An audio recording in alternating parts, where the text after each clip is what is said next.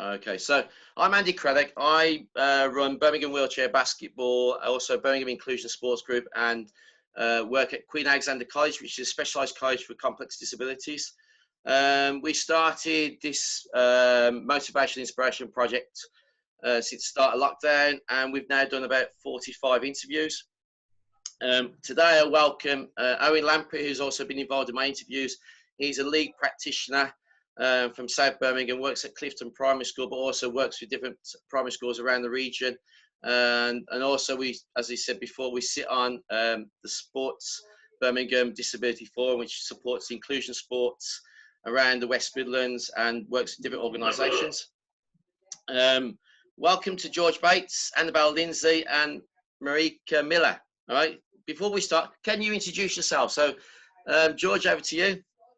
So I'm George Bates. I play wheelchair basketball for Great Britain, and I play professionally in Spain, and I'm a 4.5 classification, and I'm one of the ones that's deemed ineligible to play the sport. Okay, thank you. Annabelle? Yeah, I'm Annabelle Lindsey. I play for the Australian wheelchair basketball team. I also play over in Texas for the University of Texas at Arlington, and I was also one of the 4-5s that got classified out. Okay, and Mareike? Yeah, I'm Mareike Miller. I'm also a 4-5. I played wheelchair basketball for about 12 years for the German women's national team. I played in the US for 6 years, and now I've been playing in Germany in the professional first division for a while. Thank you. Thank you. Great to meet you. Great. I hope we have a great chat. It's really interesting. I mean, obviously, I've seen a lot of the news feeds and what's going on at the moment with the IPC and IWBF. I've actually got a statement from the IPC, and also I had a statement this morning from the IWBF. Before we go to those statements, I mean, thinking about your careers and what you've achieved, how did it all start for everybody? How did you get into wheelchair basketball? How did everything develop into where you were going? Please tell me your story. Who's going first? It's entirely ladies first. Okay. I started playing basketball when I was younger, and I had several injuries to my knees, 4 in total, several years of rehab, and eventually I wasn't able to play basketball anymore, and the doctors told me to stop doing sports. And eventually I had a PE teacher that in my school taught me about wheelchair basketball, and I tried it out with my classmates that had no limitations or impairments. And it was so much fun that I started playing for a club, and then eventually a year later started training with our national team, and so that's when it really started, when I was about 19. Thank you, Mareike. Annabelle? So I also started playing basketball at a young age. So I think I started at the age of 5. I played semi-professionally from the age of 15 in able-bodied basketball. I had a scholarship over in the US, and 3 months before I was meant to fly out, I dislocated my knee and actually lost all the cartilage in it. So there's basically nothing holding it together, and there were no surgeries that were able to stabilize it, essentially. So we went to a bunch of different surgeons, but they all came back saying that I will never be able to play able-bodied sport again. I'll never be able to run, jump, squat, or do any of those movements. So I actually had a former teammate and friend go, well, we'll come try wheelchair basketball, then at least you can play the sport in some way, shape or form. And we rocked up and they said, actually, you'd be eligible to play wheelchair basketball. And I basically went, all right, instead of playing for Australia in able-bodied basketball, I'll do it in wheelchair basketball, and just kind of went from there. Fantastic. George? So mine was, I had an injury playing football when I was 11, and I developed a condition called complex regional pain syndrome, which basically means I'm in pain all the time in my left leg, from just above the knee down. So that stopped me from playing all like able-bodied sport. I used to play football, cricket, golf, and that like stopped. I couldn't do it. I have to use like a crutch to walk about, and it's been like that for about 15 years now.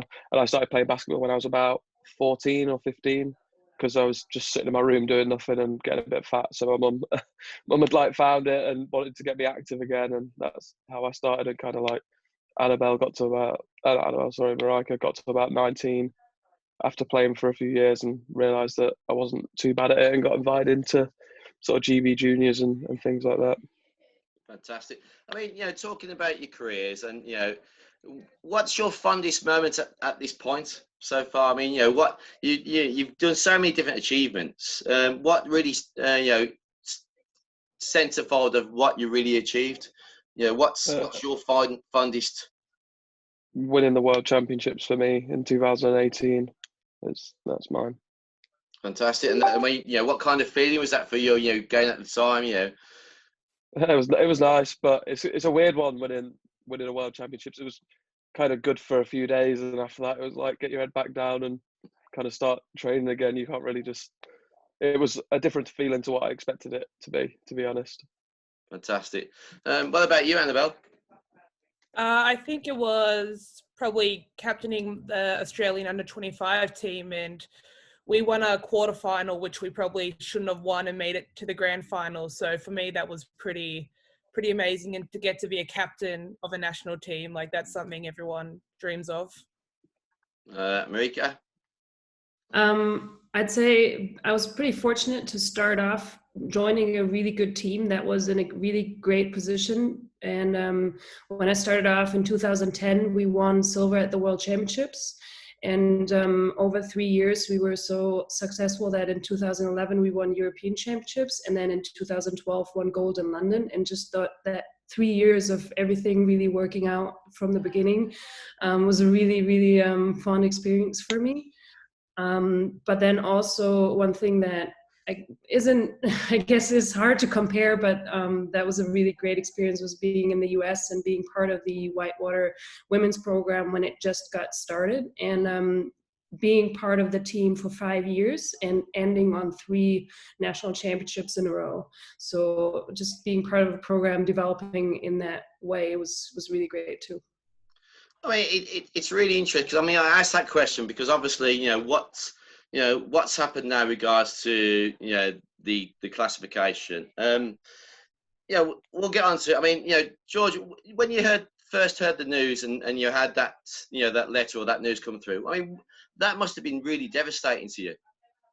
Yeah, it wasn't easy. My performance director kind of rang up and told me what had happened, and I was kind of in a bit of disbelief, because with the criteria, I was a bit concerned about my condition anyway. But then when I'd seen doctors and stuff like that, I actually fitted into 2 of the criteria. Mm-hmm. So then I wasn't as concerned.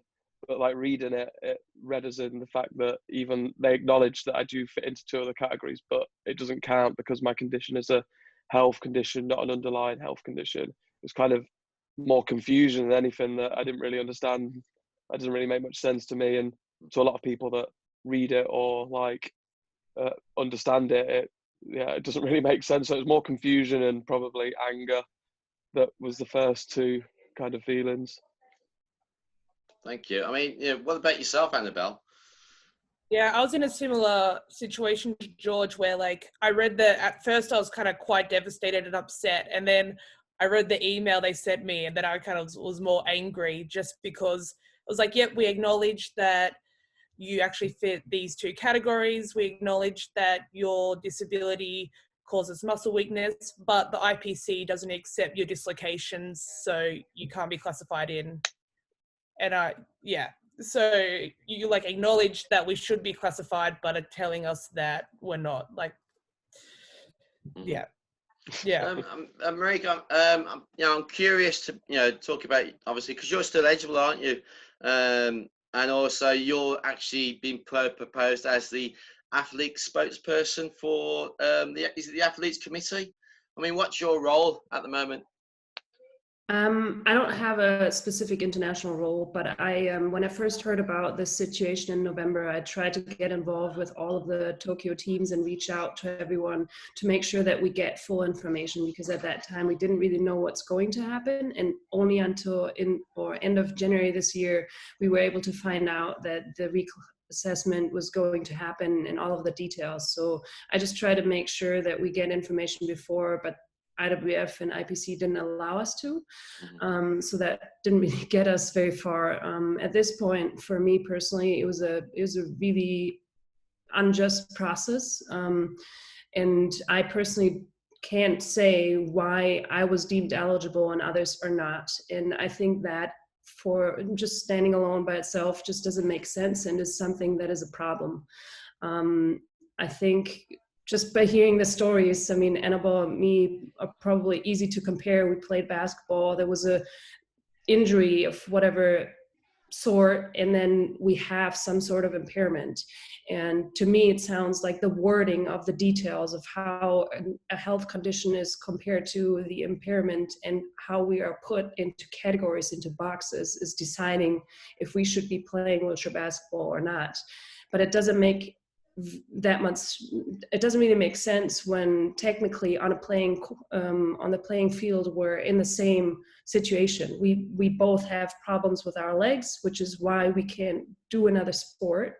And when we play wheelchair basketball, we're equal. So there's not really a reason to me why I should be eligible, and athletes like these two, George and Annabelle, shouldn't be. And so I try everything I can to try and raise that issue through several organizations for athlete rights at the moment. And I think it's a really important detail to discuss. And I think there's still room to look at the details of that wording to hopefully change some of the situations.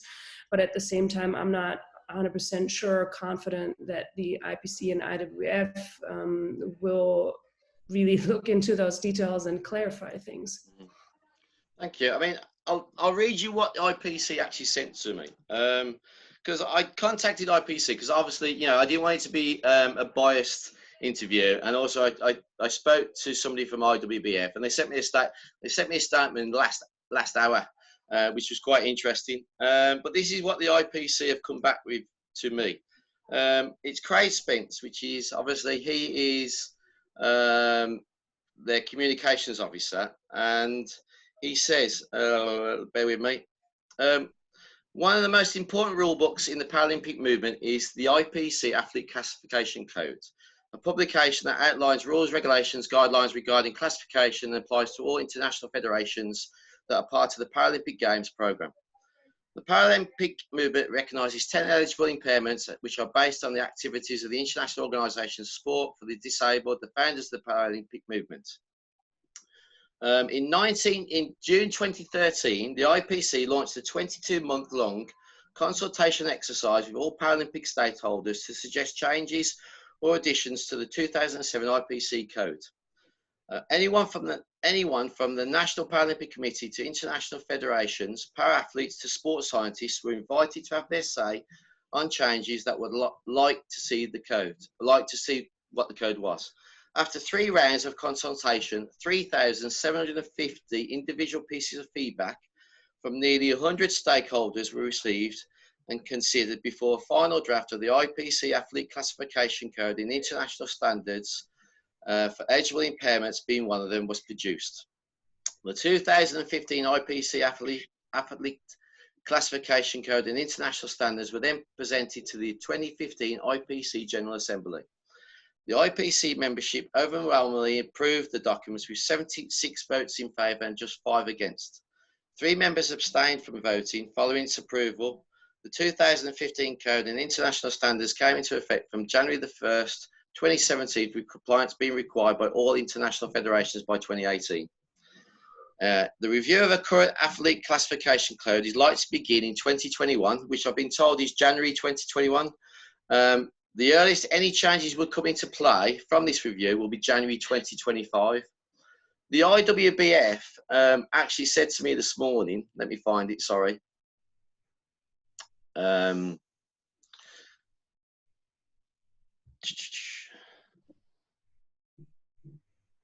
Right, they've said,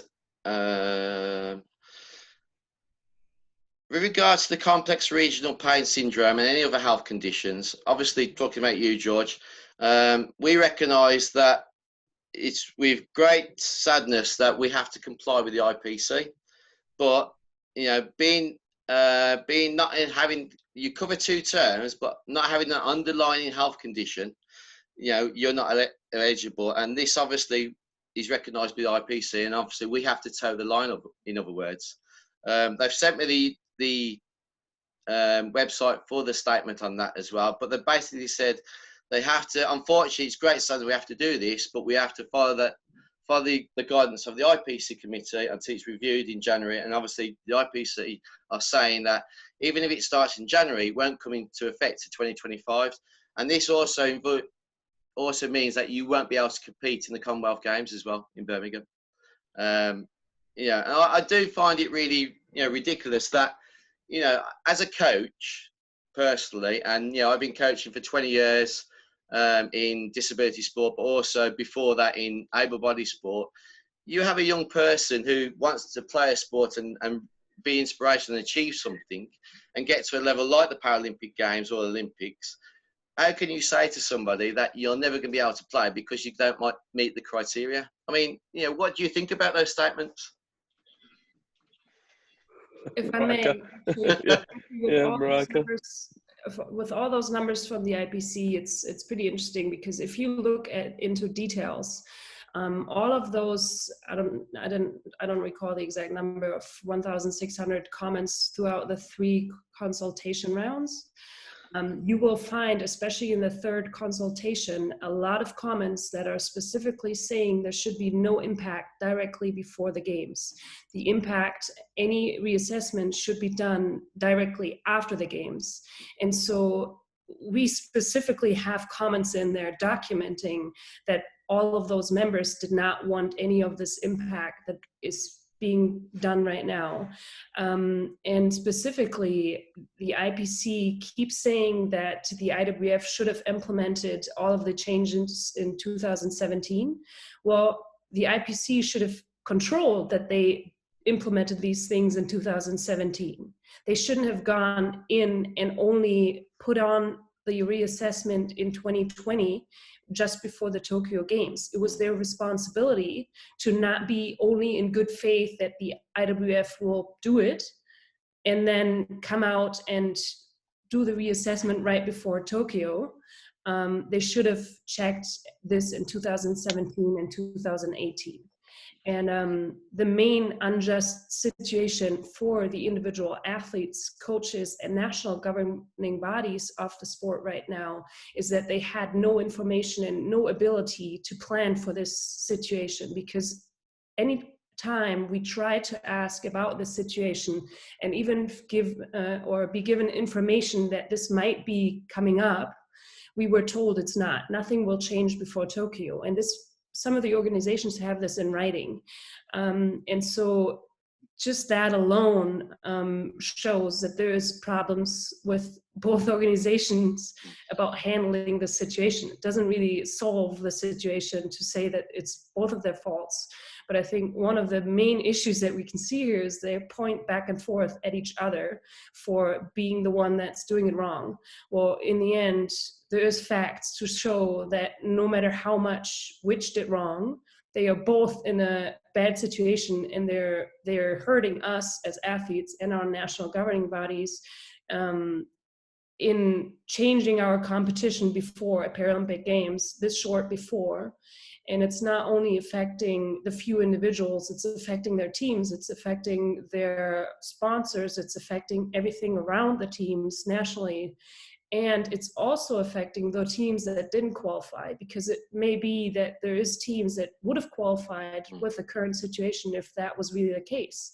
And even those teams could be complaining because now they should have a new qualification tournament for Tokyo. So I think there's a lot more to say around the situation, and the finger point between IPC to IWF and back around just doesn't really help the situation and doesn't solve it. Mm-hmm. George, I mean, what do you think, George? I mean, it's, I love the Paralympic Games. I mean, as I say, I've only been involved in wheelchair basketball 8 years. I've done disability sport for 20 years. But as I said before, when you're coaching young people and you want them to achieve, such greatness like yourselves, and it's how can you say to somebody, no, you're never going to achieve that because you don't meet the criteria? I mean, what would you say to that? It's difficult. So for me, like Mareike's obviously explained it really well there. My biggest issue is the fact that I know how much I struggled as a 13 and 14-year-old who just got a disability. Like I was seeing a psychologist, I was in like a really, really bad way. Did some kind of stupid things. And the only thing that got me through all that was being able to play basketball, because I had an outlet. I met people with other disabilities, like, and then I could have a dream again. Like I loved cricket and like football, always could have dreamed of being, I wouldn't have made it, but there was a dream there that you could achieve that potentially, and that was taken away. And I can't sort of sit here and not say anything when I know that there's going to be kids like I was that then have this dream taken away, and they've got nothing to aim for essentially in the sporting world, and I can't really accept that. I mean, I've always prided myself on wheelchair basket to me is an inclusive sport. Anybody can play. And I spoke to a wheelchair racer talking about this situation, and she said herself, like when you look at the different sports, I mean, the code itself actually goes through all sports, and there was a Jessica Long, who's an amputee swimmer. And I think in some areas, yes, it works because obviously depending on the sport it is. For her, I mean, she broke 4 world records in 2012 and then went to Rio. And she was on the starting line, obviously. And she looked across herself and she's like, well, how can they qualify my class when, they look able-bodied and I've got no legs? And I understand the criteria itself, the way it works, but looking at wheelchair basketball and wheelchair sports, and somebody said to me, especially one of the wheelchair racers, if you've got a pelvic belt on and restricted there anyway, there's no, it's all equal anyway, because those wheelchair sports are completely different. So that's the difference, isn't it, between a single, like a solo event where you're directly competing against someone, where it does matter if you can't have a paraplegic racing against an amputee and swimming and stuff like that, where it does, and you need that more black and white thing. But as it's been said with basketball, it averages itself out by everyone being on the court at the same time as well.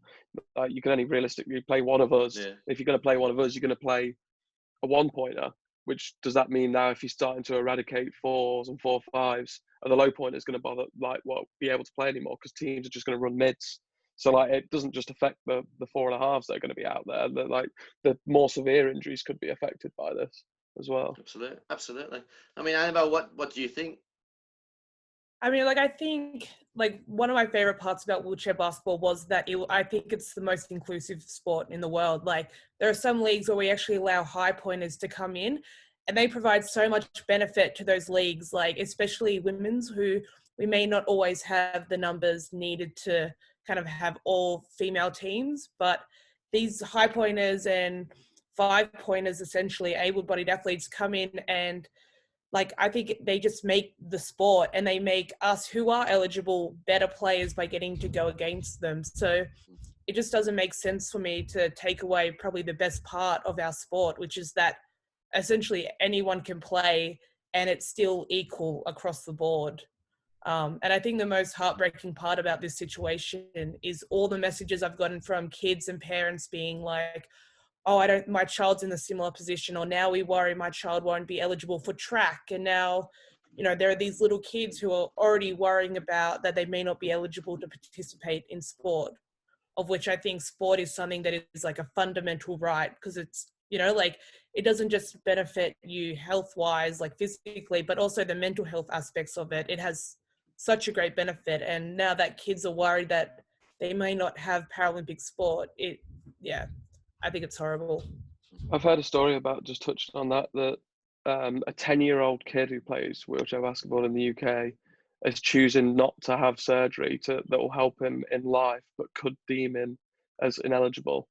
He's never going to be able to play able-bodied sports, even with the surgery. So he's choosing not to do that at 10 years old.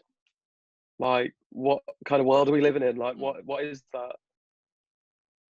I mean, I do think I spoke to somebody who used to work for IPC, and he said himself, because he worked on the sports side, and he went to ask him about the framework, and he said at the time, and that's going back before 2015, and he said the framework, looking at the criteria, why aren't we reviewing this now? Because obviously you're looking at disability and inclusion now it's completely changed because you're having more people with disability being active and playing sport. So why aren't we reviewing things a lot quicker, and and obviously implementing things that to support people to be more active and play sport? And it is strange. I'm going to bring Owen Lamprey in there because he has got some questions for you guys. So Owen, over to you. Thank you, Andy, and it's an absolute pleasure to speak to all of you, very illustrious parasport stars, so it's a real honour for me. We've talked a little bit, obviously, about the classification, which is really, to be honest, the main reason why we're here. But during all the interviews we've done during lockdown, we've concentrated quite a lot on resilience and the resilience needed to get through difficult situations. I'm interested always in how people have reacted to the initial diagnosis of them being a parasport star. So I'm now interested in the present context with how do you compare your feelings and emotions at the times when you were first introduced to parasport and dealing with your disability at first, and how does that compare to now the reclassification and now being told you're not able to participate in certain sports? How do those two compare? If we start with George. It's a weird one. I mean, my main feeling is kind of just disbelief, like, and I never really thought that this would ever be an issue, kind of thing. Like, if you're disabled, if you're unable to participate in sport, you're unable to participate in sport, and I just don't understand it. Like, I really don't. Like, I appreciate there has to be a classification system and things like that, like, but basketball does have that, and you don't just rock up and you can play. You do have to still go through like medical procedures and stuff to deem you eligible. I just can't really get my head around that this kind of system, and like you're saying, that it needs to be evolving all the time and things. I don't see how it should take another 5 years for them to change the code.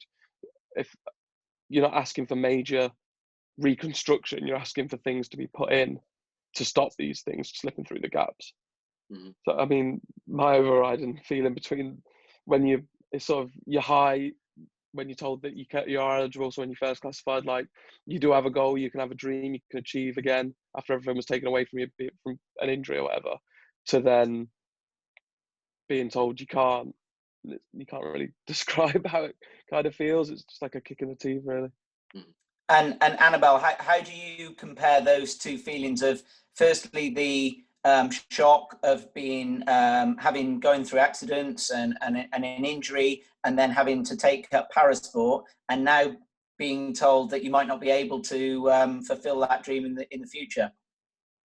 Yeah, it's definitely deja vu for me, kind of. I only actually started playing wheelchair basketball around 4 years ago, 4 and a bit. So my injury was actually more on the more recent side, and I kind of started wheelchair basketball straight after. So I've essentially lost 2 careers in a 4-year span. So for me, it's a little bit of, like, I lost able-bodied basketball, of which I had dreams to go to college and to play for Australia. And then very quickly I got told I could play wheelchair basketball and actually, like, achieved the things I've always dreamt of doing. And then yet again have those dreams stripped away. It was just, yeah, it's pretty gut-wrenching. And it's now I'm in this position of, what do I do? Like, I don't have any way to really participate in sport anymore. I can go to the gym and lift weights, but that's essentially it. So I'm in this weird no man's land, and I've gone from being an elite athlete from the age of 12 to now just being a regular person in COVID of that. So it's just kind of figuring out, what does the new Annabelle look like, and what does the future hold? Mm-hmm.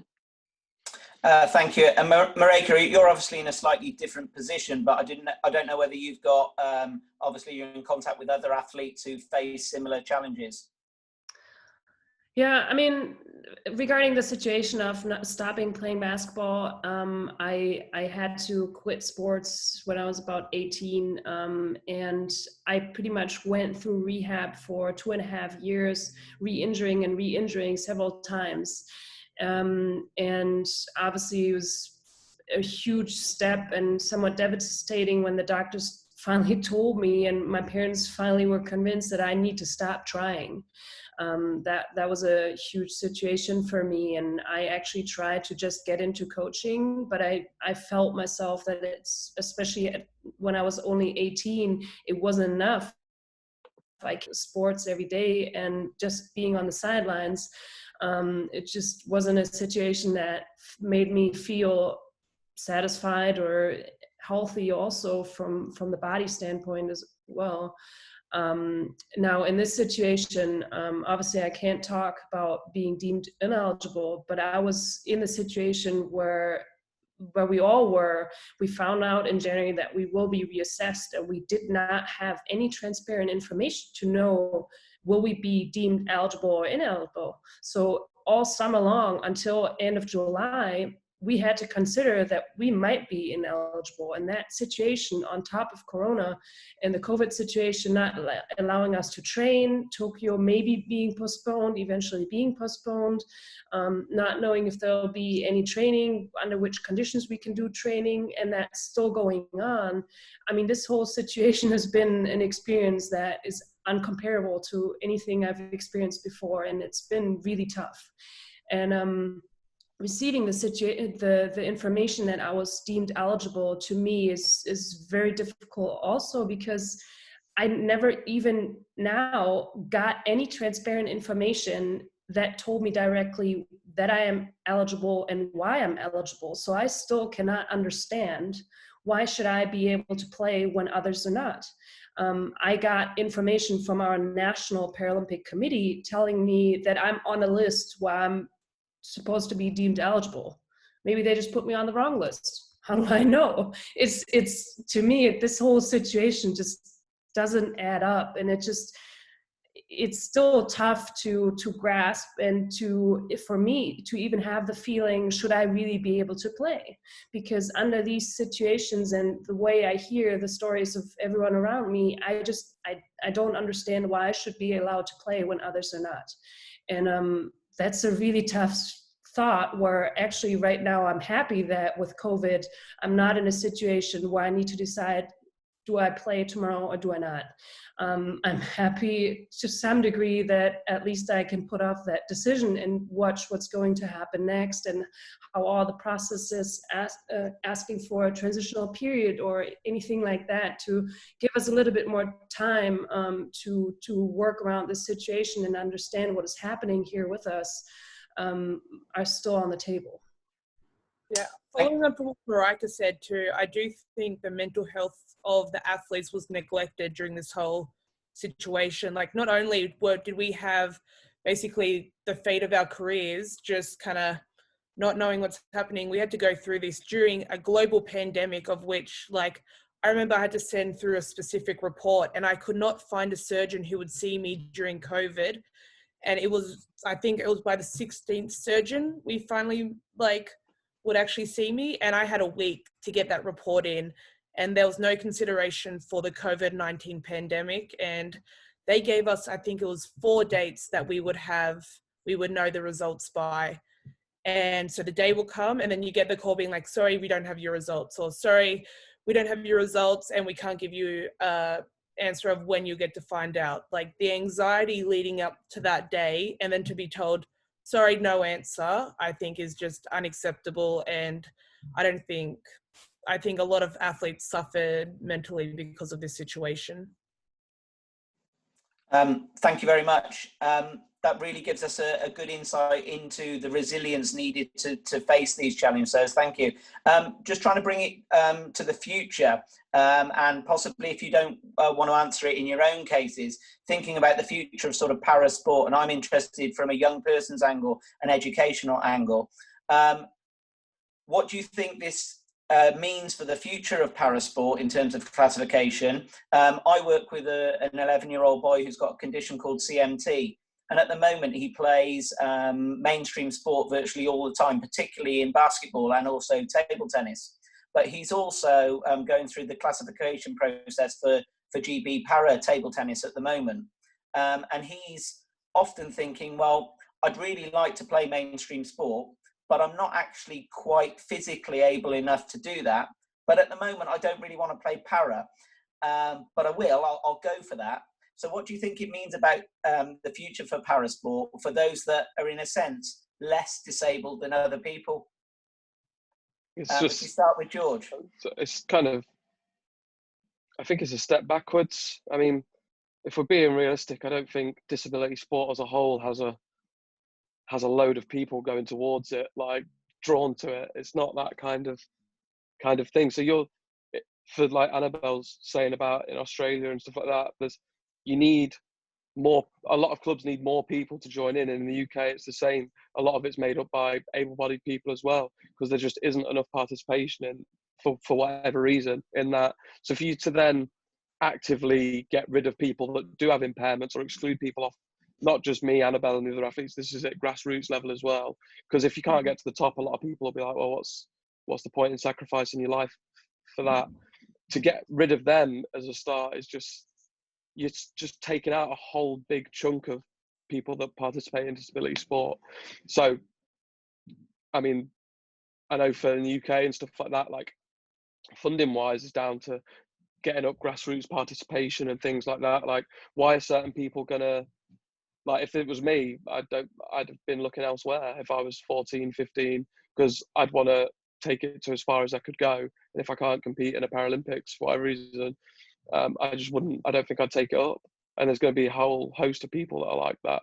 So I think it puts it, the future of the Paralympic movement and things, I feel like it puts it in a bit of a question mark and like sort of a stain on it for, I don't know, not accepting every disability. It even says on their website that their slogan is breaking down barriers for people with impairments.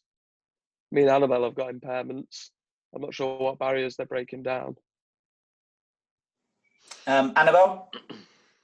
Yeah, I guess very similar. I think, what do you expect these kids to do when they're not able-bodied enough for able-bodied sport, but now they're not disabled enough for disabled sport? Like, you're putting people in no man's land and kind of not really many opportunities to participate in sport. Yeah, I think it's important, especially I think with wheelchair basketball, there's more of a trend of ex-able-bodied athletes having career-ending injuries, finding wheelchair basketball and joining the sport. And I think those 4/5s like Mareike and I have actually had such a big benefit to the women's game. And you've seen it kind of go from, I've watched a couple games from, say, the 2000 Paralympics. And if you look at the level the women are at now, it's improved the game so much. And to take that away, I think is very disappointing. And to deter athletes from just wanting to participate in Paralympic sport is, yeah, I think we're taking a step backwards. Mareike? I would have to agree. I think taking a step backwards and creating a no man's land are pretty much the key points here. I think, to me personally, and this is my personal opinion, it's okay and fitting for the situation that there's a separation between Olympics and Paralympics. That there needs to be that line drawn where not every Olympian can also be a Paralympian. But this is a personal opinion, and I know there's others that discuss this idea also, but I think that one line to be drawn is something that is understandable, but there shouldn't be a gap between the two. And I think that's what we're seeing here, that's happening between some medical situations being looked at in so much detail that they're excluding some of the impairments or not correct combination of health condition and impairments that they allow. So for me personally, I think there needs to be a framework that makes sure that not anyone can play, any able-bodied person can play at the Paralympics that can just play at the Olympics. But at the same time, there needs to be made sure that there is no gap, especially when there is sports like wheelchair basketball, where it's possible that on a playing court, we're equal, where we have no extra helpful ability. So seeing the wheelchair basketball classification system with the points that we talked about earlier, we have a system that everyone in the sport agrees is a fair and good situation to allow any 4-5s to be on an equal competitive level from their ability or impairment standpoint, and it allows higher disabled, more disabled athletes to be on the court more. And that combination is really what works in this sport. And it's not something that works in every single sport. It's not going to work in swimming to have that same situation. But the IPC and the code of classification should allow sports like wheelchair basketball to have that inclusivity, and really to allow all impairments to have a chance to develop into this situation and have that competitive highest level, is something that's not going to take away from the movement, but it's going to add to it.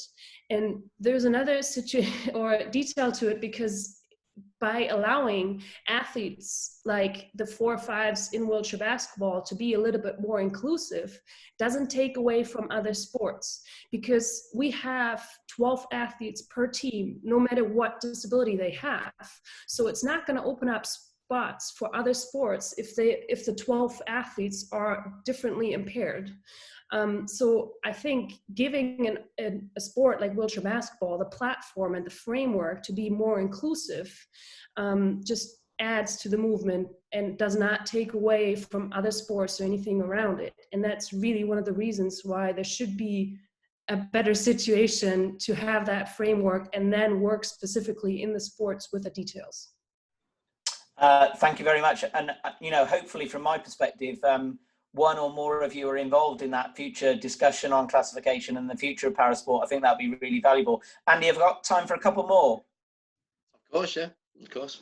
Yeah, George, specifically related to the UK, we spoke to Tanni Gray-Thompson a number of weeks back, and she talked about how attitudes towards parasport and disabled people in general had changed in Britain over the last 40 years. I'm interested in your perspective on how you viewed people with disabilities in parasport before you got involved, and how you think it's changed in general since you've, since you were a child, really.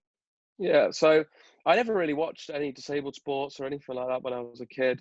And then probably after London, and as you guys will know, after London in the UK, when that sort of, the way it was televised live and stuff like that, it sort of exploded the world of disability sport, and it made everyone appreciate not the disability, but the fact that you are an athlete, rather than just being like, oh, good for you. I feel like the mentality of people changed to, it's like, wow, these guys can actually they're good at what they do, sort of thing, and whether the chair's equipment or whatever.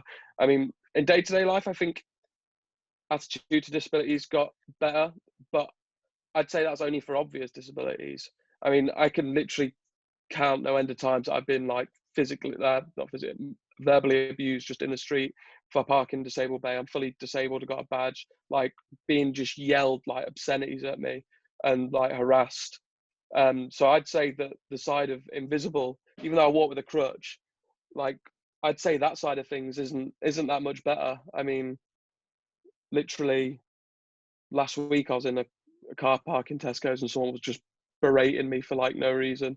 And so whilst I agree that in general the way disability is viewed and it has made step forward, I'd say that in the invisible illness or other disabilities, which I fall into and other people fall into, it's stayed the same. And then for the Paralympics to then do this on top of it, for me, it's just a further insult to injury, really. That's kind of my view on it.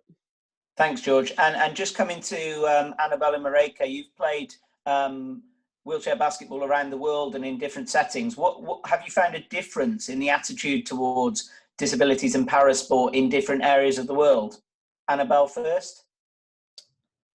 Yeah, I mean, like for sure, like you see, so I'm in the Asia Oceania conference. So we play a lot of teams like Iran, Israel, Thailand, so a lot of these third world countries, and you just see the women there, that there's no wheelchair basketball where they are. They're treated like second-class citizens because they have a disability.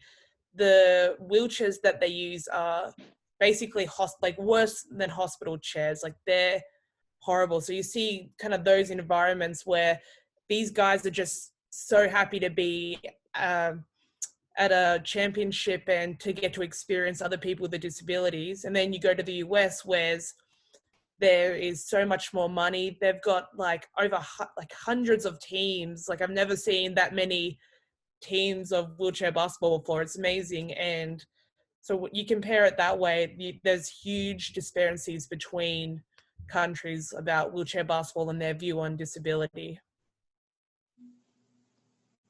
I've experienced pretty much the same, obviously, at some of the international tournaments with the different countries, but even within the more developed countries, especially regarding disability, I think there's still differences. So I lived in the US for 6 years and played wheelchair basketball there, and I am a German citizen, grew up here and play here now. So if I compare the two of those, I'm seeing in Germany, it's always, since I've played the last 12 years, it's been normal that able-bodied athletes can play. Youth, adult, no difference. And I think it has a really high value. We allow it even to the first division, to professional wheelchair basketball. And there's athletes like that start because their parents are disabled and they just join in. And I actually have a teammate right now that joined because his father was playing when he was a child, and now he's almost 30 and he's still playing and his father is not.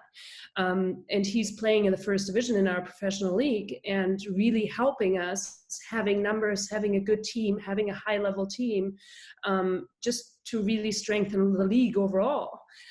He's never going to play for the national team, so he doesn't have that perspective, but he just really enjoys the sport, and it really helps our sport overall as well. And it helps the other 4-5s or other athletes to compete against him and have him in that mix because he has a lot of experience, he plays to a high level, and he challenges us.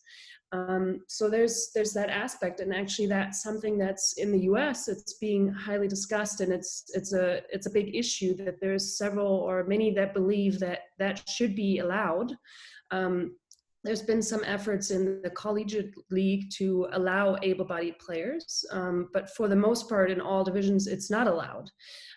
So they don't have that ability to have able-bodied athletes or kids or adults join in on those teams. And so they have a bit of an issue, even though they have so many teams, they have an issue to add to those numbers. And I'd say, I think, and I'm not 100% sure on the numbers, but I think we have about a quarter of the population of the US.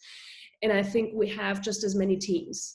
And I think one of the reasons is because we are that open on that national level to add to that platform. So it's not just the disabled athletes, and it's not just the ones with an impairment that have the hope of playing to the highest level, but we mix it. And actually, for the situation that you mentioned earlier with a kid that has the issue that they need to choose, do they want to play disabled sports or not? It opens that platform because they can just play and they can decide later. Do they want to play to the Paralympic level? Do they want to try? Are they eligible or not? They can push that decision to a later point, and they can just play for now, play with their friends, do a sport that they like. Fantastic, and hopefully that's the way forward for all parasport and mainstream sport. So thank you very much. I just got a very quick one, just judging by what Annabelle's wearing. I was just wondering, even after last night's result, still the Lakers to the NBA champs? 100%. Same time. It's Dame time. It's Dame time. Okay, thank you very much. Back to Andy, and it's been an absolute pleasure.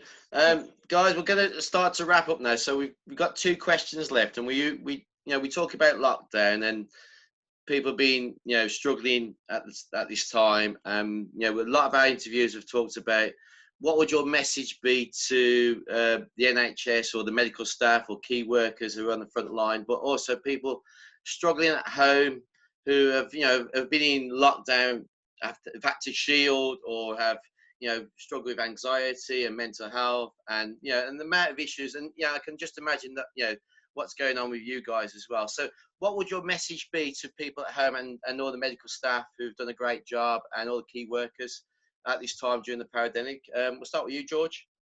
Well, key workers, obviously, thank you. I mean, what they've done is pretty incredible, to be honest. I mean, I struggle to wear a mask for the 20 minutes I'm in a shop, let alone they're doing like 12-hour shifts in boiling hot rooms because of all the like medical equipment and things like that. Like, it's unbelievable what they're doing.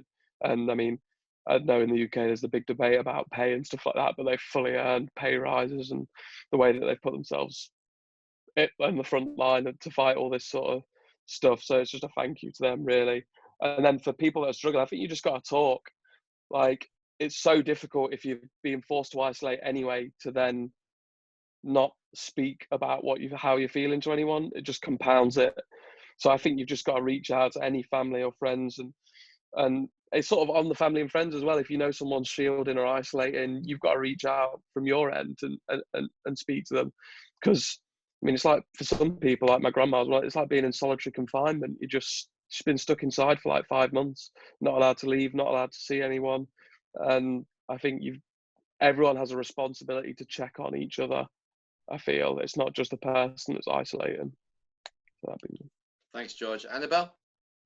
Yeah, I think the key workers are just amazing. Like, I have a lot of friends who are teachers, and they're putting their life on the line just to keep educating the future generations, and just so like healthcare workers and childcare workers who putting themselves at risk so that their kids' parents can go and do what needs to be done. So I think they've done an amazing job, and I think it shows just how powerful humans can be, and just how amazing communities really are. I think kind of what George said, that if you're struggling, that it's just reach out. I know that has been kind of what has gotten me through this whole COVID situation, and even if I'd kind of retracted and would go weeks without really messaging, my friends would continue to talk to me, continue to be like, hey Belle, just checking you're okay, so even just checking in on a friend, and they may not respond always, but just kind of weekly check-ins. And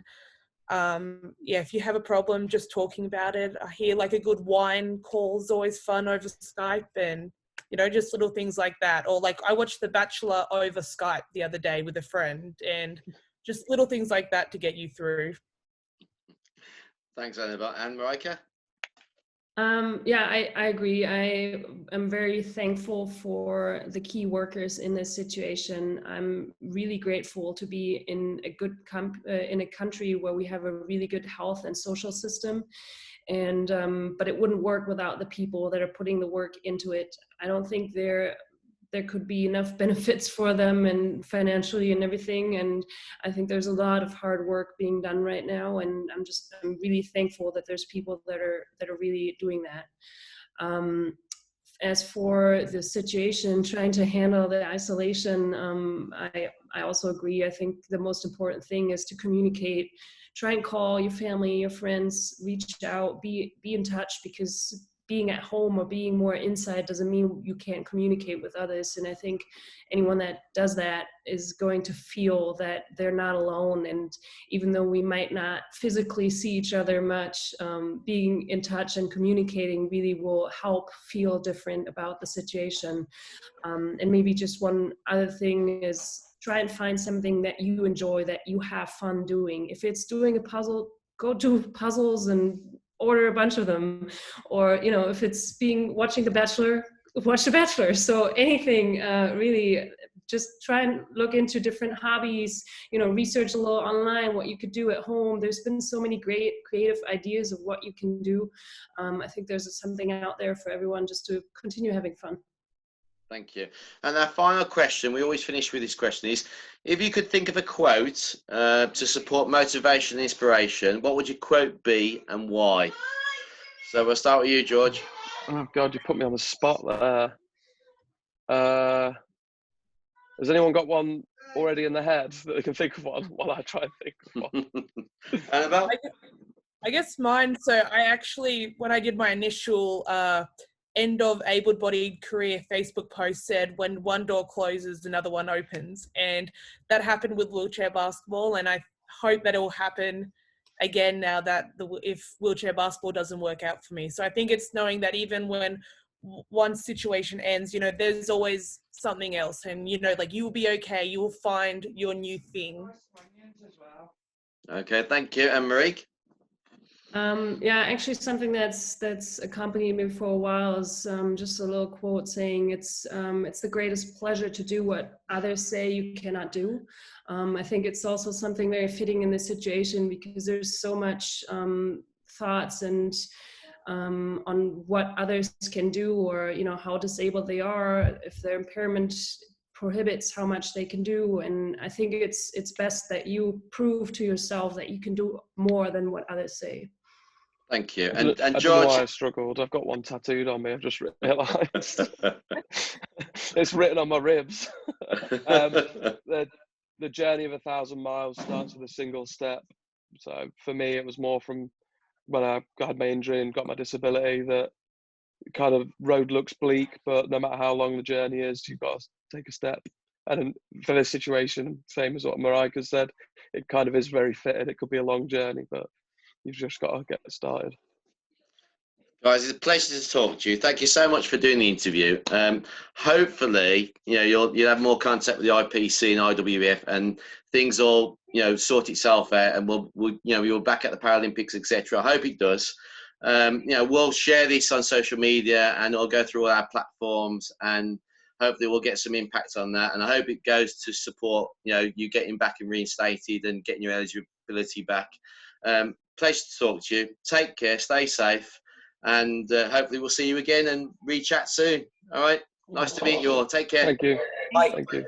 after the interview's finished, can I just say I've followed you all on various forms of social media if I can find you. So it's Sport at Clifton. If you've had a random follow Clifton, then that's me, or Owen Lamprey on things like Insta as well. So we'll do that just to try and put all of your views forward as much as possible, get as much publicity as we can here. And also, you're all welcome in Birmingham, but particularly George, you know, anytime you're in It's a Britain, bit quicker, yeah. It's a bit quicker for me to get there. quicker, yeah. So we've Because got, I'm a Lakers fan, is that what that is? pardon? Is it because I'm a Lakers fan we're not welcome? I don't know. My son's a Lakers fan, so no problem at all there. You're more than welcome, It guys. definitely is. But yeah, we'll have a big event. And George, if we can get you involved in the Super Tri Series for the winter, that would be great. If I'm here, I will. But You can do Spain. You'll do it anywhere, mate. It's all from home. All right, yeah, I'll do it then. That's fine. You take care, guys. Speak to you soon. Bye. See you later. Bye. But